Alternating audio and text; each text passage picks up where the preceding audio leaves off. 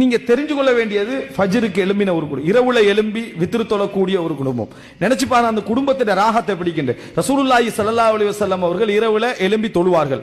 வித்ரு தொழ நாடினால் என்னை தட்டி விடுவாங்க, நான் எழும்பி என்ன செய்வேன், வித்ரு தொழுவேன் அப்படி என்று சொல்லி ஆயிஷா அறிவிக்கிறாங்க. ரசூல் ஸல்லல்லாஹு அலைஹி வஸல்லம் அதான் சொன்ன பிறகு 2 ரக்காத் சுன்னத் தொழுவாங்க. தொழுதுட்டு என்ன பார்ப்பாங்க, நான் முழிச்சிருந்தா என்னோட பேசுவார்கள், இல்லைன்னா பள்ளிக்கு போயிடுவாங்க. உங்களுக்கு ஒரு சந்தேகத்தை போட்டுருவாங்க, நான் முழிச்சிருந்தா ஆயிஷா தூங்கி தானே இருக்கிறாங்க, அதானுக்கு பிறகு என்ன செஞ்சேன் தூங்கிதான். இல்ல, பெண்களுக்கு மாதம் என்ற ஒரு பகுதி என்ன செய்யுது இருக்குது, அதன் காரணமாக அவங்க தூங்கி இருந்தாங்கடா ரசூல் ஸல்லல்லாஹு பள்ளிக்கு போய், இல்லைண்டா பேசுவார்கள்.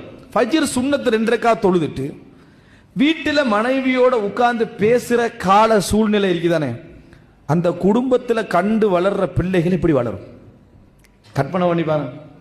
எப்படி 2 ரக்காத் சுன்னத் தொழுதுட்டு வீட்டில் தனது தாயும் தனது தந்தையும் உட்கார்ந்து டீயை குடிச்சுக்கிட்டு 2 ரக்காத் சுன்னத்தை தொழுதுட்டு பள்ளிக்கு போறதுக்காக பேசி கொண்டிருக்கக்கூடிய காட்சியை கண்டு வளர்கின்ற பிள்ளைகளுக்கு நீங்க தொலை சொல்லி கொடுக்கவே தேவையில்லை.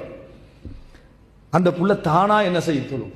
அவர்கள் கண்ட காட்சியாக தான் நீங்க 10 வருஷம் 12 வருஷம் 14 வருஷம் வாப்பா உமா தொழுதுட்டு என்ன செய்யறாங்க, ஃபஜ்ருக்கு போவதற்காக பேசி கொண்டிருக்கிறார்கள். காட்சியை கண்டு வளர்ந்தா எப்படி இருக்கு. சுப்ஹானல்லாஹ், ஒரு அற்புதமான காலை பொழுது இது. இந்த